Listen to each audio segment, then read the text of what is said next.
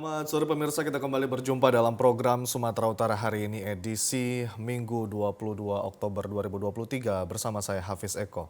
Dan saya Ayu Alfinia Aquari. Seperti biasa pemirsa, tim redaksi kami telah merangkum sejumlah informasi aktual seputar Sumatera Utara untuk Anda. Dan berikut Sumatera Utara hari ini selengkapnya.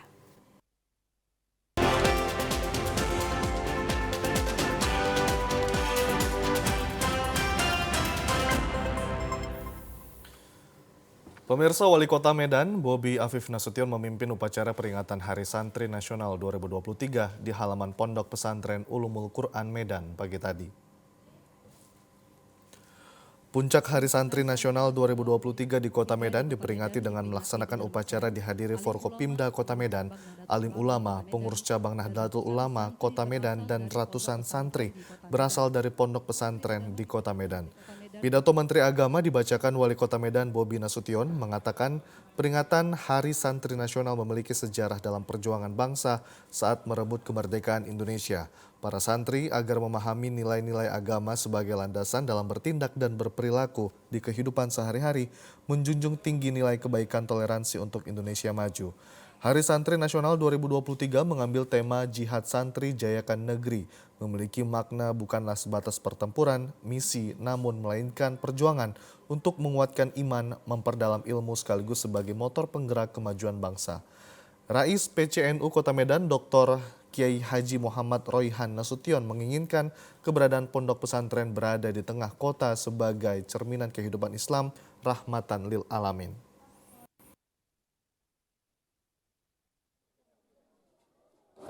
Memasyarakatkan pesantren ini, ya harapan kita memang di Medan ini bertumbuh pesantren-pesantren. Nah, kalau sekarang masih sedikit kita lihat, maka ini sebetulnya saya sebagai pribadi hari ini kita lakukan, mudah-mudahan isi bisa menjadi inspirasi kepada yang lain sehingga membuat pesantren ini jangan asumsinya di luar kota. Harapan kita di tengah kota pun harus ada santri atau pesantren ini. Dan akhirnya memang nanti harapan kita rumah-rumah kita itu menjadi semi pesantren dan orang-orang yang di rumah itu menjadi santri-santri kira-kira. Kepala Kementerian Agama Kota Medan, Dr. Impun Siregar mengatakan dengan momentum Hari Santri dapat menjadi generasi mengisi kemerdekaan untuk Indonesia maju. Tahun ini yaitu Jihad Santri Jayakan Negeri. Artinya bahwa ke depan kita harapkan bahwa para santri ini menyiapkan bekal ilmu dalam rangka untuk mengisi kemerdekaan ini, dalam rangka memperjuangkan bangsa ini ke depan. Jadi jihad itu bukan hanya secara fisik, tetapi mencari ilmu, kemudian juga berupaya bagaimana bisa mengabdi kepada bangsa dan negara. Diharapkan peringatan Hari Santri Nasional 2023 menjadi titik awal untuk semangat berkontribusi positif bagi negeri, meningkatkan keimanan untuk bangsa dan negara yang lebih baik. Sementara itu pemirsa, ratusan santri dan masyarakat Kecamatan Torgamba melakukan pawai menyambut Hari Santri Nasional tahun 2023. Pawai dilakukan di Jalan Besar Cikampak, Kecamatan Torgamba, Kabupaten Labuhan Batu Selatan, Sabtu malam. Dengan membawa obor dan bendera, ratusan santri terlihat antusias dan bersemangat mengikuti pawai dengan long march dari lokasi pondok pesantren hingga berjalan sejauh 5 km, berkeliling di Jalan Jalinsum, Kecamatan Torgamba. Kegiatan pawai obor ini dengan berkeliling kota di Kecamatan Torgamba dalam menyambut Hari Santri Nasional ini menjadi agenda tahunan dari Pondok Pesantren Al-Firdaus Cikampek. Salah seorang pengasuh pondok pesantren Kiai Syaiful Amri mengatakan kegiatan tersebut merupakan penyemangat bagi para santri untuk berjiwa nasionalis, menjaga dan mencintai NKRI. Selain itu, kegiatan ini merupakan agenda tahunan. Mudah-mudahan diberikan kekuatan iman Islam sehingga santri-santri tetap bisa menjaga kondisi badannya untuk menjaga NKRI. Insya Allah semakin Indonesia ini maju, semakin makmur dan dijauhkan dari semua arah bencana, dan mudah-mudahan saudara-saudara kita yang di Palestina diberikan kesabaran, ketabahan. Sementara itu, Sarmi, salah satu wali santri yang ikut hadir, mengatakan dirinya sangat mengapresiasi kegiatan pawai ini yang diikuti anak-anak santri. Ia berharap ke depan kegiatan ini lebih baik dari tahun-tahun sebelumnya.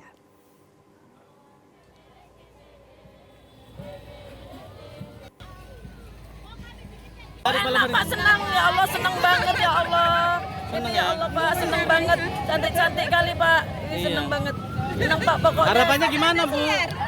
Gimana Pak? Harapannya Ibu gimana? Ya, harapannya untuk kedepannya lebih maju lagi Pak. Untuk sukses kedepannya lebih maju lagi Pak. Senang Pak, sukses kedepannya. Anaknya ikut di sini Bu? Ada Pak, ada anak saya, ada pesantren di sini Pak. Sebanyak 21 pondok pesantren di Labuhan Batu melaksanakan sholawat nariyah pada rangka memperingati Hari Santri Nasional tahun 2023. Salah satu kegiatan dipusatkan di Pondok Pesantren Darul Solihin, Kota Rantau Prapat pada Sabtu malam. Menyambut Hari Santri Nasional yang jatuh pada 22 Oktober tahun 2023, ribuan santri melaksanakan bacaan sholawat nariyah yang dilaksanakan di Pondok Pesantren Darul Solihin, tepatnya di Jalan Perlayuan, Kecamatan Rantau Utara, Kabupaten Labuhan Batu. Pada kegiatan pembacaan sholawat nariyah ini, selain para santri dari Pondok Pesantren Darul Solihin, juga dihadiri seluruh ASN dari Kementerian Agama Kabupaten Labuhan Batu, beserta KUA pimpinan madrasah dan pimpinan pondok pesantren. Sementara utama dalam membaca sholawat nariyah bacaan ini yakni bisa terhindar dari segala mara bahaya dan penyakit terutama bagi rakyat Indonesia, terkhusus di Kabupaten Labuhan Batu, serta melancarkan segala pintu rezeki dan mengabulkan hajatan setiap orang. Kakan Kemenak Kabupaten Labuhan Batu, Aswin Pasaribu, mengatakan sebanyak 21 titik pondok pesantren yang ada di Labuhan Batu melaksanakan sholawat nariyah dengan total bacaan sebanyak 500.000 bacaan sholawat nariyah. Kegiatan ini salah satunya dipusatkan di Pondok Pesantren Darul Solihin. Negara kita dalam waktu dekat tidak terlalu lama lagi akan melaksanakan pemilihan umum atau pesta demokrasi. Mudah-mudahan selawatan nariyah ini dan doa yang dikumandangkan, bacaan-bacaan dikumandangkan, kiranya bisa menjauhkan dari segala bentuk bala, mara bahaya, ataupun pertikaian dan percekcokan, khususnya di Republik kita ini, bil khusus di Kabupaten Labuhan Batu. Kegiatan sholawat nariyah yang dipanjatkan diharapkan dapat mewujudkan silaturahmi dan kebersamaan yang bertujuan untuk kedamaian rakyat Indonesia agar terhindar dari musibah dan mara bahaya. Kontribusi santri dalam berjihad jayakan negeri masih dipegang teguh oleh pesantren. Hal itu dibuktikan lewat perannya pada dunia pendidikan di era globalisasi saat ini. Pesatnya perubahan zaman yang syarat dengan perubahan sosial masyarakat namun tidak berpengaruh bagi lingkungan pesantren yang selalu mendidik generasi muda Islam dengan ilmu agama dan ilmu pengetahuan.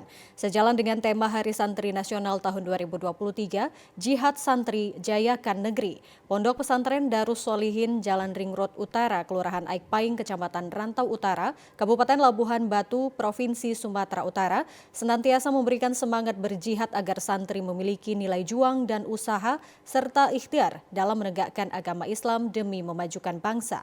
Ilmu agama yang diajarkan bagi para santri agar pemuda Islam berakhlakul karimah. Lingkungan santri juga disibukkan dengan kegiatan layaknya para siswa sekolah pada umumnya.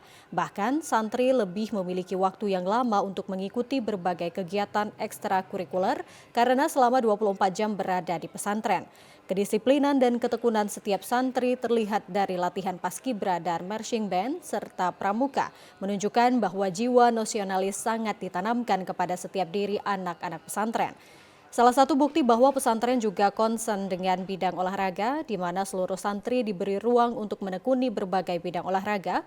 Bahkan salah seorang santri bernama Muhammad Gaizan Lubis berkali-kali memenangkan kejuaraan tapak suci dan luar biasanya baru-baru ini mengharumkan nama Sumatera Utara dengan meraih medali emas pada kejuaraan nasional di Sumatera Barat. Muhammad Gaizan Lubis mengaku bangga menjadi santri karena selain dapat belajar ilmu agama Islam, juga belajar ilmu pengetahuan layaknya peserta didik di sekolah umum dan masih bisa berkreasi di bidang olahraga. Muhammad Gaizan menyatakan bahwa lingkungan pesantren tidak membatasi santri untuk terus berkreasi.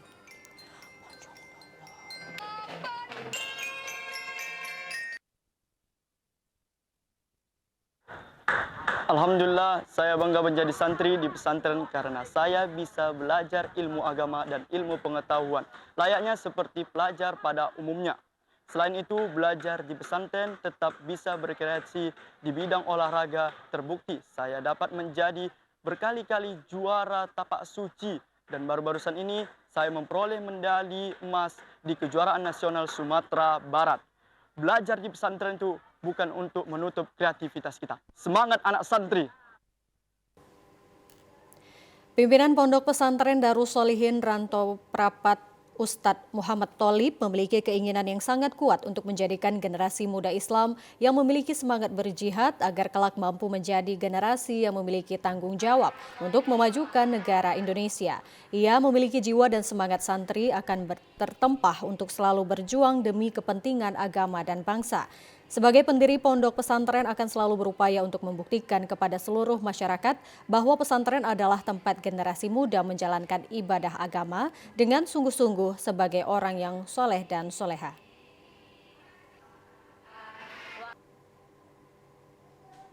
Alhamdulillah, melalui pondok pesantren Darus Sholihin Kabupaten Labuan Batu, Sumatera Utara, insya Allah akan melahirkan generasi-generasi muslim yang mereka kaya terhadap ilmu pengetahuan dan keterampilan, sehingga apa yang dicanangkan atau yang diusung dalam tema Hari Santri Nasional ini bisa terwujud, yaitu jihad santri, jayakan negeri Republik Indonesia. Allahu Akbar. Assalamualaikum warahmatullahi wabarakatuh. Pada Hari Santri Nasional yang diperingati hari ini, seluruh santri mengambil bagian dalam memperingatinya, sekaligus menunjukkan kepada masyarakat bahwa santri memiliki keunggulan dan semangat untuk menjadi bagian terpenting dalam memajukan generasi muda Islam Indonesia. Ya, pemirsa, bersama Safari Subuh berjamaah kembali melaksanakan kegiatan Safari Subuh di masjid-masjid di Kota Medan. Kali ini Safari Subuh Arafah di Masjid Al-Iman, Jalan Marelan Raya, Gang Masjid Satu Rengas, Pulau Medan. Kegiatan Safari Subuh ini merupakan agenda rutin yang dilaksanakan Pangdam 1 Bukit Barisan. Safari Subuh Arafah Sumut kali ini diadakan di Masjid Al-Iman yang berada di Medan Marelan. Tujuan dilaksanakannya Safari Subuh yakni untuk memakmurkan masjid-masjid. Dari masjid yang dikunjungi tim Safari Subuh, masing-masing memiliki kelebihan. Ada yang memiliki badan usaha, lembaga dengan mengolah usaha masjid dan dana zis masyarakat dan jamaahnya, sehingga masjid akan memakmurkan jamaahnya. Al-Ustadz Daka Juho Simanjuntak mengajak para jamaah untuk sholat subuh berjamaah agar tepat waktu secara berjamaah. Hilangkan prasangka buruk yang bisa menghabiskan energi dan waktu yang sia-sia. Al-Ustadz Daka Juho Simanjuntak mengatakan, untuk mengetahui secara rinci kemuliaan sholat berjamaah, yakni mendapatkan keberkahan hidup dan terbukanya pintu rezeki.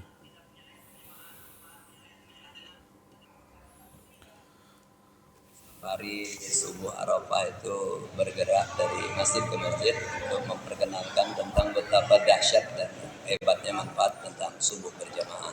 Jadi yang dibangkitkan itu kalau subuh aja dia bisa bangkit, maka sholat-sholat yang lain insya Allah akan mudah. Saya kira itu. Kalau bisa subuh itu seperti orang sholat Jumat lah. Jadi kalau subuh bisa seperti orang sholat Jumat, betapa orang-orang yang tidak suka terhadap Islam itu. BKM Masjid Al-Ustadz Ansori mengatakan salah satu masjid mandiri di Medan dengan moto kerja BKM-nya yakni memakmurkan masjid, memakmurkan jamaahnya dengan visi mewujudkan masjid yang nyaman, mandiri sebagai pusat peribadatan, pelayanan sosial, dan pemberdayaan umat. Pada kegiatan Safari Subuh ini bertujuan mewujudkan visi Indonesia Merdeka Indonesia yang makmur, sejahtera, dan berkeadilan sosial. Turut hadir pada kegiatan ini perwakilan dari Pangdam 1 Bukit Barisan, Babinsa, pimpinan, Ketua Majelis Safari Zikir Arafah, dan tim Safari Subuh Arafah, Sumut, dan Ketua Badan Kenaziran dan para jemaah. Dan mereka pada mau kembali ke jalan Allah dengan benar, sehingga dengan kembalinya mereka ke jalan Allah dengan benar itu mempermudah mereka untuk melaksanakan semua ritual ibadah yang ada.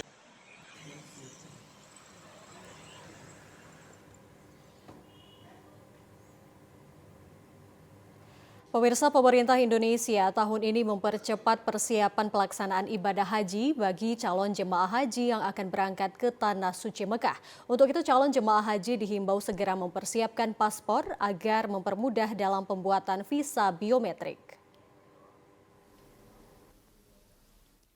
Biometrik adalah salah satu proses dalam pembuatan visa, yakni pengumpulan informasi biometrik. Baru-baru ini, biometrik visa diwajibkan oleh pemerintah Arab Saudi bagi orang yang akan melaksanakan ibadah haji maupun umroh. Kepala Seksi Penyelenggaraan Haji dan Umroh Kemenak Kota Medan, Haji Erinova mengatakan, biometrik visa adalah pemindaian sidik jari dan wajah dalam pembuatan visa.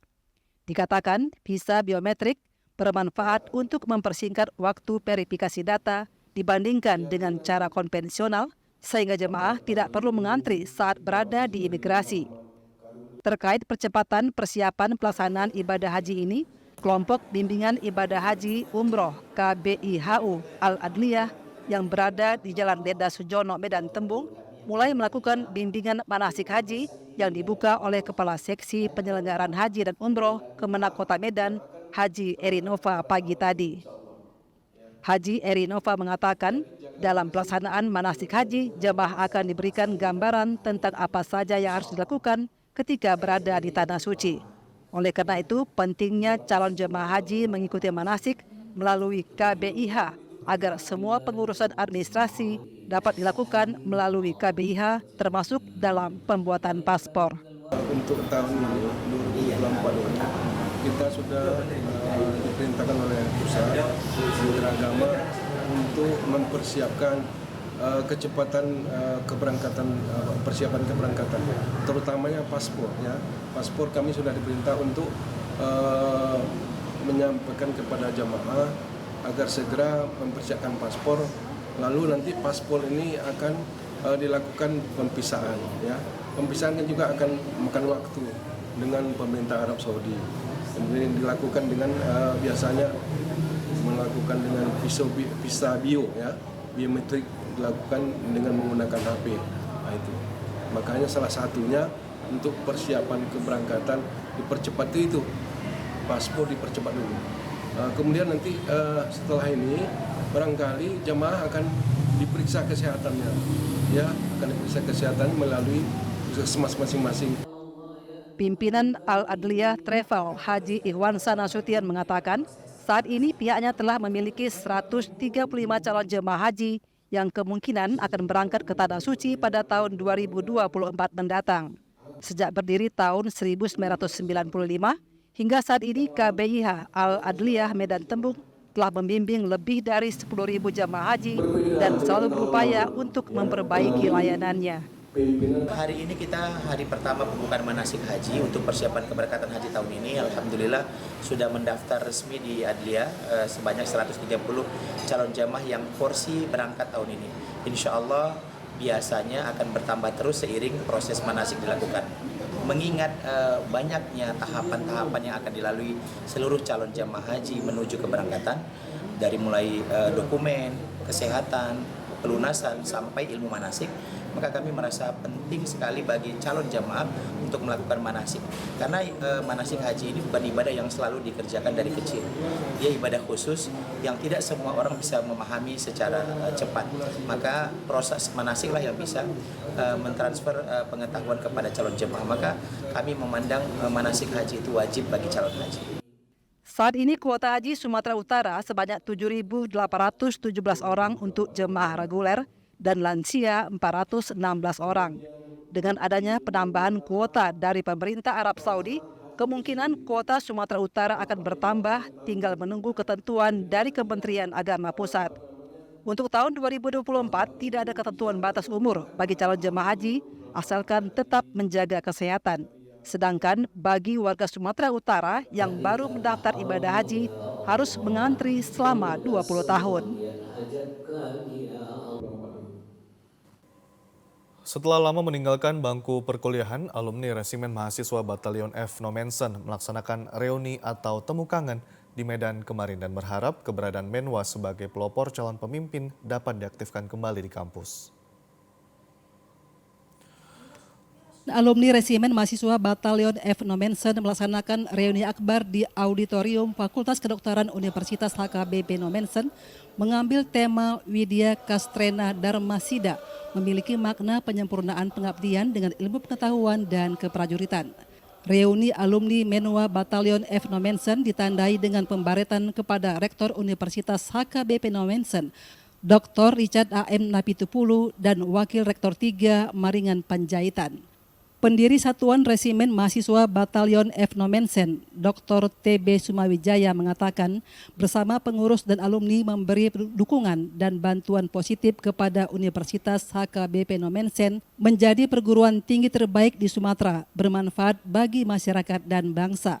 Sementara itu, keberadaan Resimen Mahasiswa di perguruan tinggi memiliki peranan penting dalam pembinaan mental, ideologi Pancasila, berjiwa berkepemimpinan kebangsaan, dan siap menciptakan kampus yang kondusif.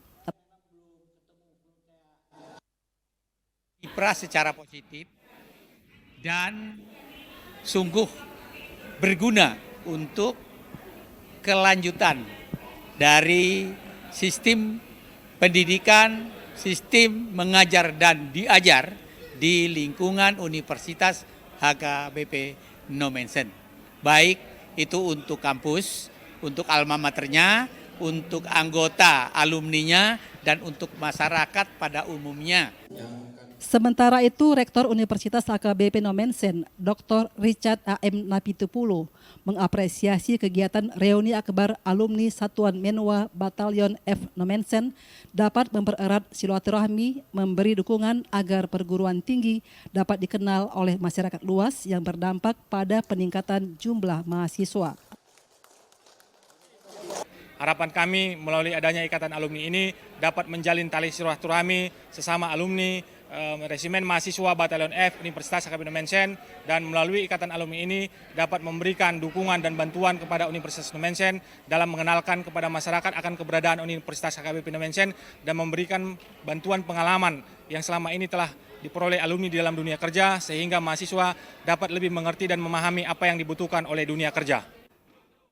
Terpilih sebagai Ketua Alumni Satuan Resimen Mahasiswa Batalion F Nomensen, Hasiholan Sidabutar, dan Aulo Maziduhi Zebua Kono sebagai Sekretaris, serta Bendahara Erlina Variani.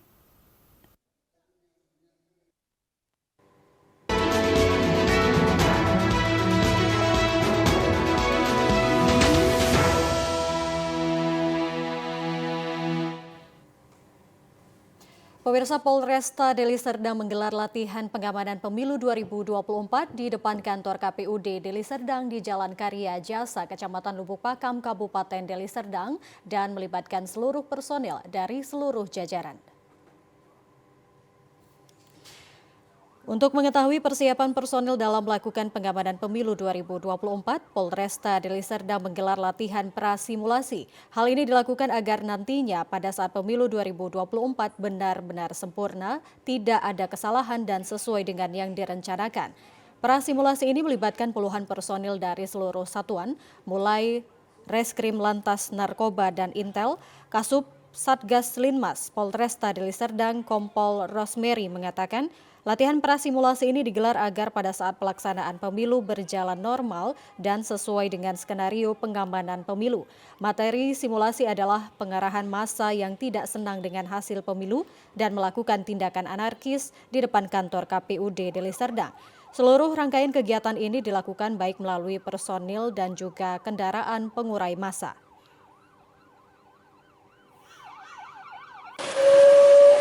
Besok dan selanjutnya masih terus tetap berlatih lagi sampai sempurna menuju ke depannya pas hari hanya kita pelaksanaan gladi siswa kota. Anggota juga harus lebih semangat lagi melaksanakan latihan ke depannya ini.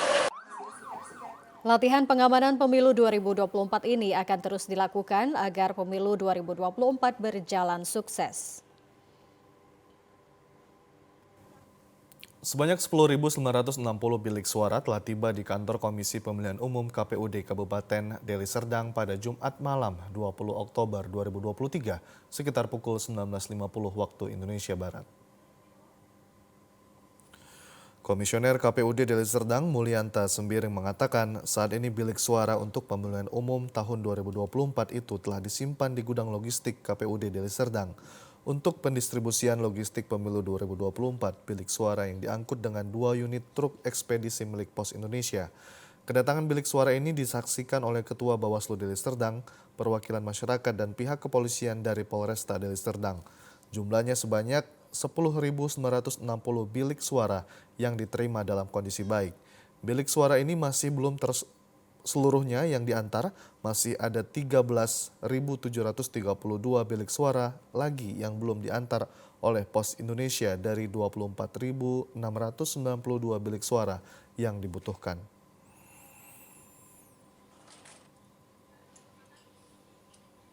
Seyogianya bilik suara untuk KPU Kabupaten Serdang adalah berjumlah 24.000. Cuman yang hadir tadi malam, yang datang tadi malam menggunakan truk itu sejumlah 10.960. Dan kehadiran bilik ini disaksikan oleh sebagian masyarakat, kemudian Ketua Bawaslu Deli Serdang, kemudian dari pihak kepolisian, dan ada beberapa masyarakat yang menyaksikan. Bahan bilik suara tersebut menggunakan karton duplex yang kedap air dan cukup kuat. Menurut jadwal, kedatangan kekurangan logistik akan tiba pada 24 Oktober 2023. KPUD Kota Gunung Sitoli mendapat arahan dari Komisi Pemilihan Umum Republik Indonesia terkait standar kelayakan gudang yang harus dipersiapkan untuk tempat kebutuhan logistik pemilu.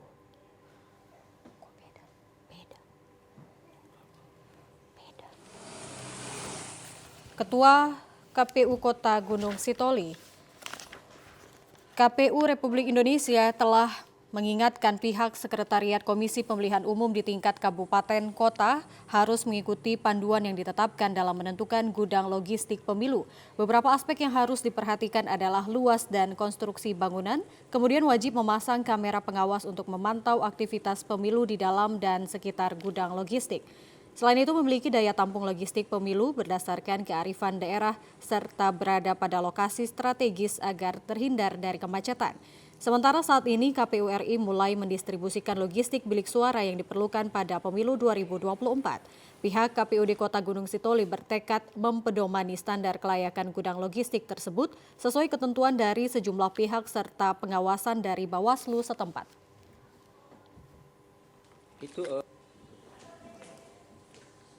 Yang menjadi perhatian tentu kita bisa memperkirakan berapa jumlah logistik khususnya di Kota Gunung Sitoli dengan daya penampungan gudang yang ada. Kedua, akses jalan ke sana tentu memadai dan tidak mengganggu ketertiban umum, itu pertama. Dan kedua, lokasi gudang itu aman baik dari banjir maupun gangguan Kaptimmas. Lebih jauh, Ketua KPU Kota Gunung Sitoli Firman Novrianus Gea mengatakan teknis pengadaan gudang logistik pemilu 2024 tersebut sepenuhnya kewenangan Sekretariat KPU. Ia berharap seluruh rangkaian penyelenggaraan pemilihan umum serentak tahun 2024 di daerahnya dapat berjalan baik dengan kehadiran warga datang ke TPS.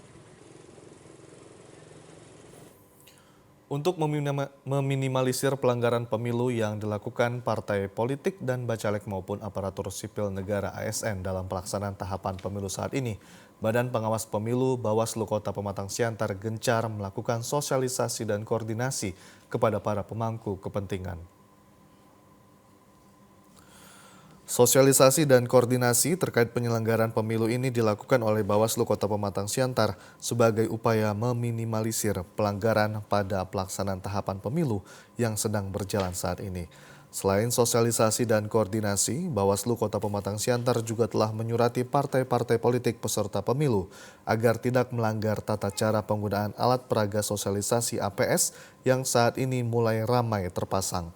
Komisioner Bawaslu Kota Pematang Siantar, Franky Darmanto Sinaga mengatakan, hingga saat ini Kota Pematang Siantar belum terdapat pelanggaran, baik dari pelaksanaan tahapan pemilu yang dilakukan oleh partai politik maupun tahapan yang dilakukan bakal calon legislatif bacalek yang saat ini sudah mulai ramai menggunakan atau memasang alat peraga sosialisasi.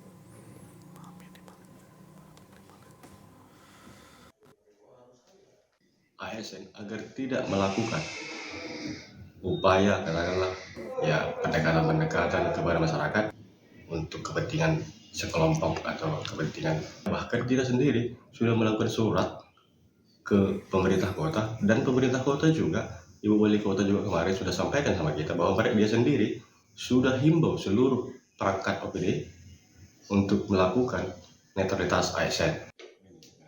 Untuk aparatur sipil negara ASN yang ada di Kota Pematang Siantar hingga saat ini belum ada diketahui terlibat dengan kepentingan politik dalam pelaksanaan pemilu tahun 2024 mendatang. Untuk netralitas ASN pada pemilu 2024 mendatang, Bawaslu Kota Pematang Siantar terus melakukan upaya agar netralitas ASN terus terjaga. Pemirsa, informasi aktual lainnya dapat Anda ikuti setelah yang berikut ini. Tetaplah bersama kami.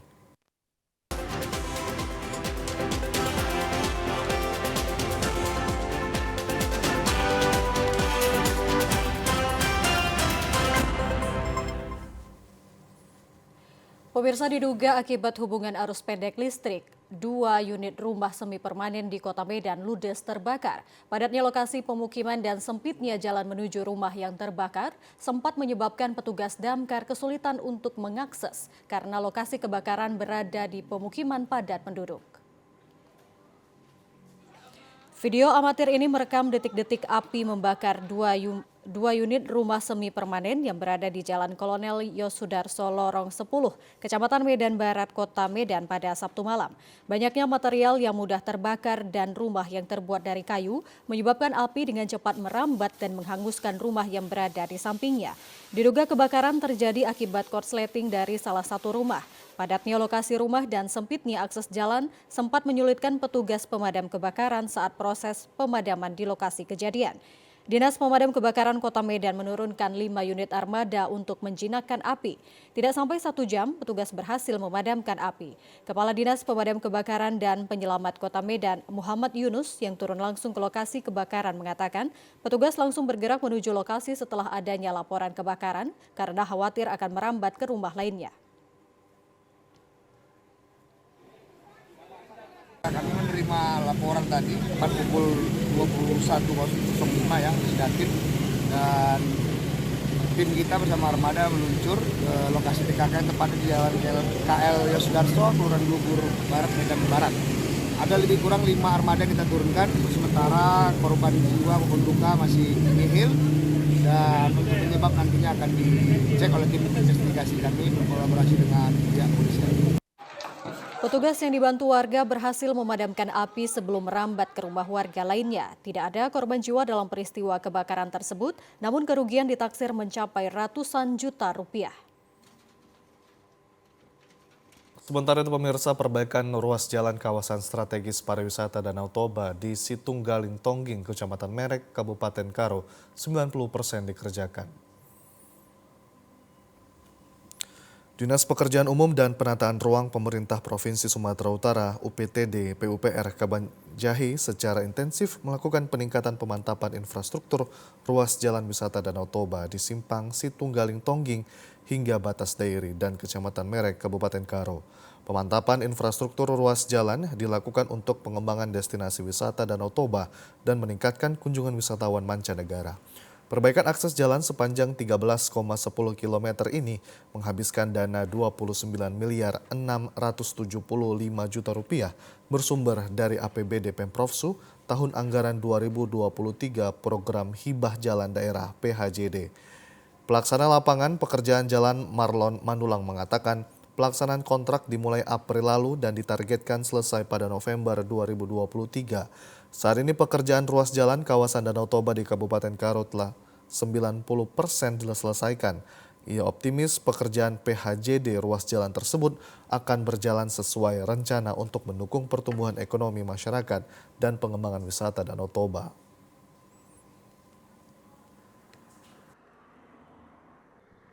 Di penanganan dalam proyek ini ada 2 segmen. Yang pertama, pekerjaannya sepanjang 8 kilo 350, segmen 2-nya panjang 1 kilo 200.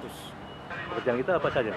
Pekerjaan kita itu perkerasan beraspal Pak, 2 lapis, di segmen 1, satu lapis di segmen 2, dan pekerjaan bahu diperkeras dengan beton, termasuk itu pekerjaan rutin seperti pengendalian tanaman, babat rumput, pembersihan saluran. Ramainya kunjungan wisatawan di Pulau Nias pada triwulan ketiga tahun 2023 membawa dampak positif terhadap ekonomi masyarakat lokal.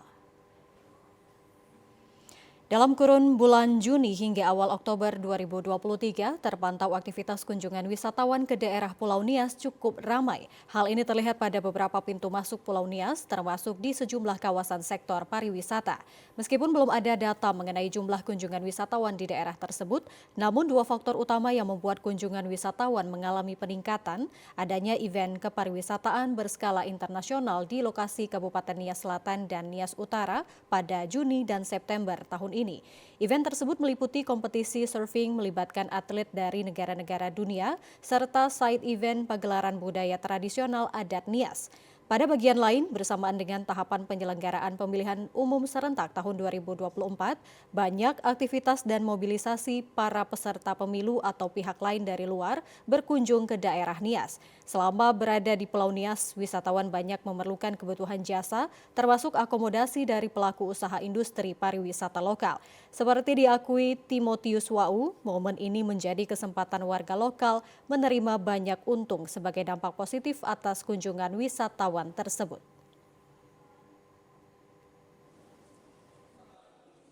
Event ini agak-agak mendongkrak ekonomi, sebagian banyak teman-teman dapat kerja, bisa jualan kecil-kecilan, tapi ya lumayan untuk kebutuhan hidupnya sendiri. Ya, secara umum apa saja Bang produk lokal yang saat ini produk lokal ada bahan souvenir.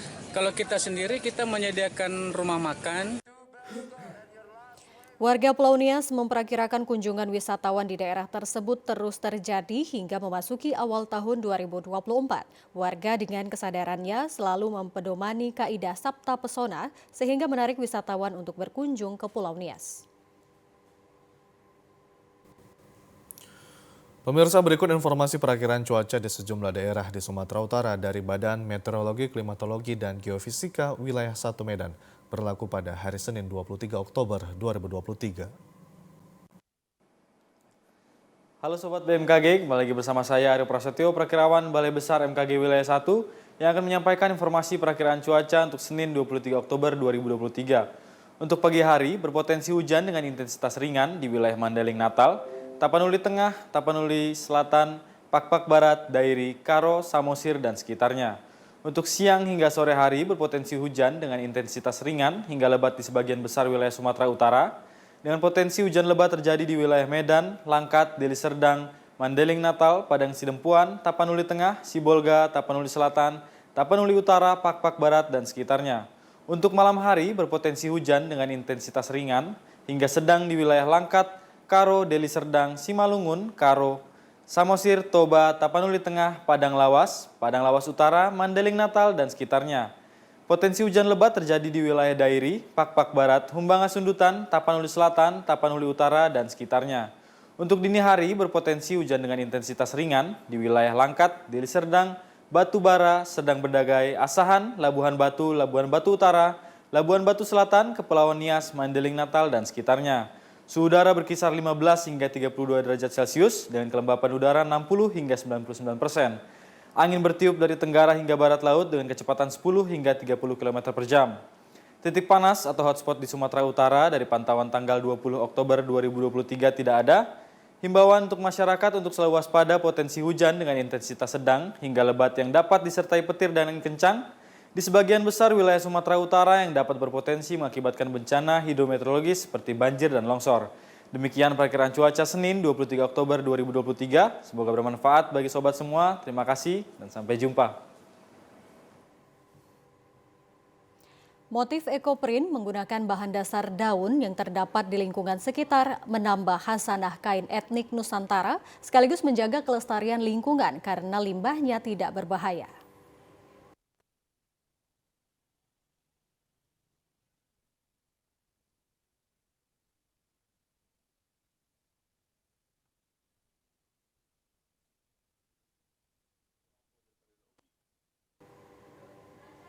Kain ekoprint di Sumatera Utara tengah digalakkan oleh sejumlah pelaku UMKM wastra, khususnya di kota Sibolga. Tren gaya hidup dan seruan pemerintah untuk ramah lingkungan adalah hal yang mendasari pelaku UMKM untuk terus menghasilkan karya lewat ekoprint. Motif ekoprint yang pada umumnya berupa daun, menjadikan kain yang dihasilkan lebih menarik dan indah untuk dijadikan bahan pakaian dan sarung. Warna kain ekoprint juga lebih tahan lama dan tidak luntur karena proses pembuatannya yang membutuhkan waktu yang lama sehingga hasilnya juga sangat berkualitas.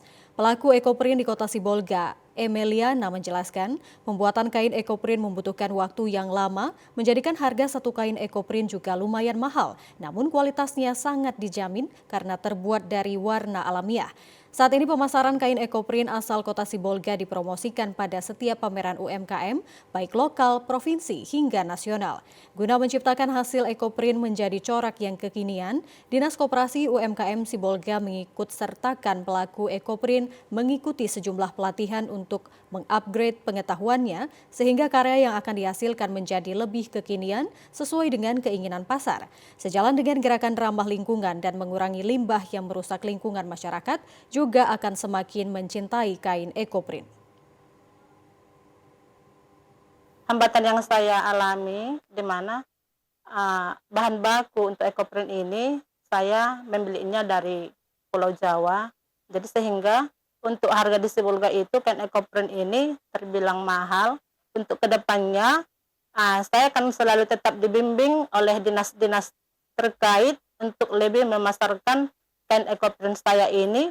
Saya juga berharap agar untuk kedepannya bukan hanya saya saja yang memproduksi kain ekoprint, sehingga akan banyak muncul pembuat ekoprint lain yang ada di kota Sibolga.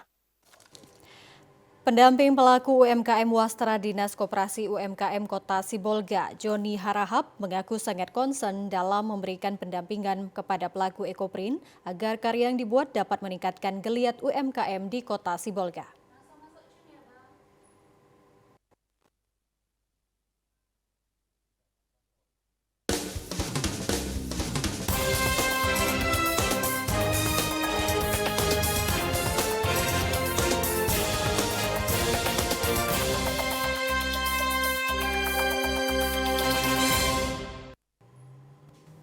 Pemirsa, kebakaran lahan di dekat pemukiman warga kembali terjadi di wilayah kota Lubuk Linggau. Hembusan angin disertai cuaca panas yang begitu ekstrim membuat api cepat merambat, membakar rumput kering dan semak belukar yang ada.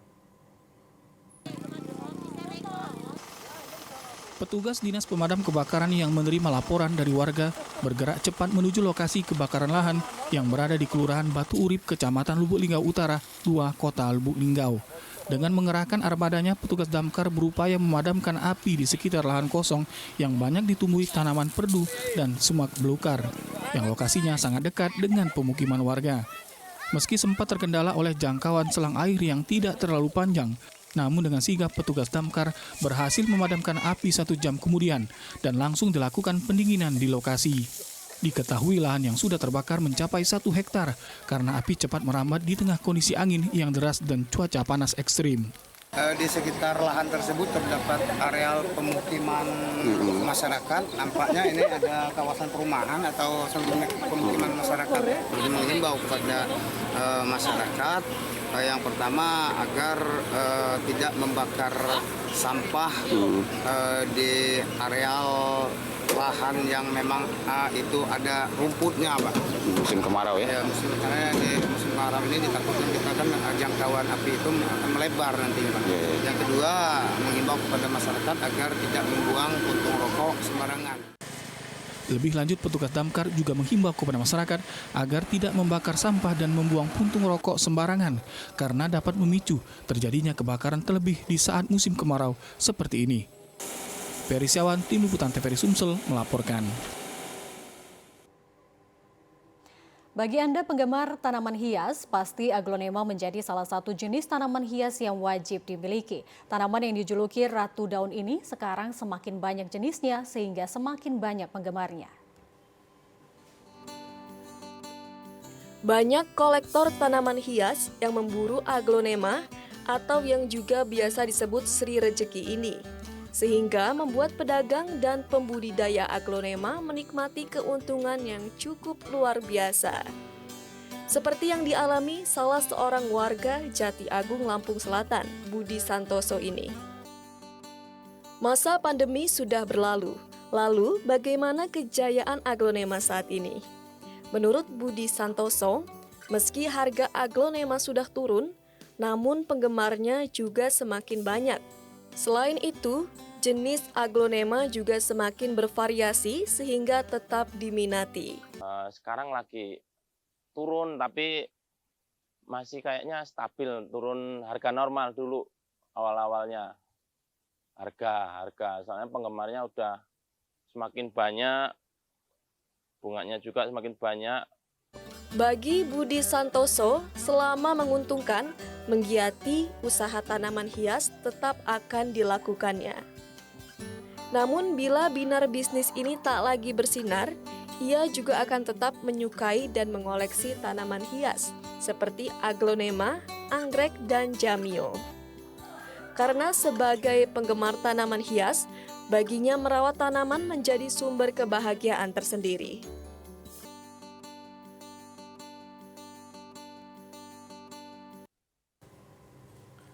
Ya, pemirsa, Desa Wisata Kampung Kopi Rigis Jaya di wilayah geografis Kabupaten Lampung Barat yang terkenal dengan kopi robustanya membuat Pekon Rigis Jaya memiliki kesempatan untuk berkembang di sektor pariwisata.